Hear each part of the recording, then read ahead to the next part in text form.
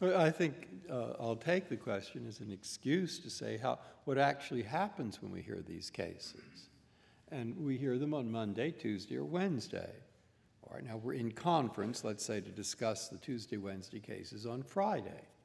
Now we're in the conference room, the 9 of us are there, and the way that it works is the Chief Justice, Roberts, says the case, this is the issue in the case, and here's what I think about it. It's very succinct. You can get a lot across if you make an effort to be succinct in a short time.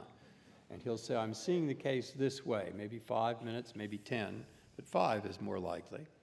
And then it goes to Justice, and we each have a book where we write down what the others say. And then it goes to Justice Scalia and Justice Kennedy and Justice Thomas and Justice Ginsburg, and then to me and Justice Alito and Justice Sotomayor and Justice Kagan. And the rule is, which is a wonderful rule, nobody speaks twice until everyone's had a chance to speak once. And then after we go around the table, then there's some back and forth.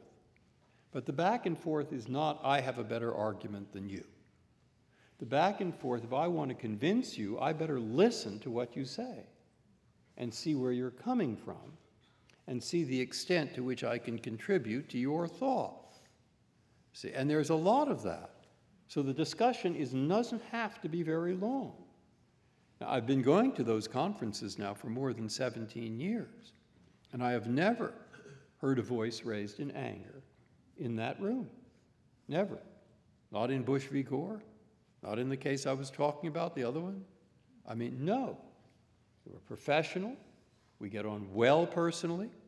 I've never heard one member of the court say something really mean about another, not even as a joke. Only in writing. That's different.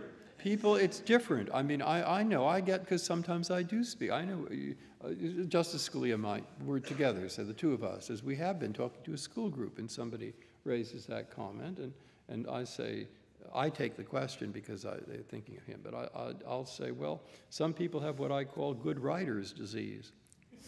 Well, a good writer, when he finds a phrase, has a hard time giving it up. And there is a lot to that. So people don't take these things personally. I mean, it's professional.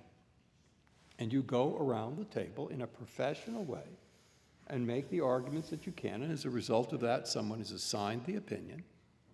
And if I'm assigned the opinion, I go back and get my law clerks to work, and they'll write a long memo, and I'll read that, and I'll go back and read the briefs, and I then turn around to my word processor, and I write a draft, and I give it to my law clerk, and she thinks it isn't as good as what she gave me, but there we are.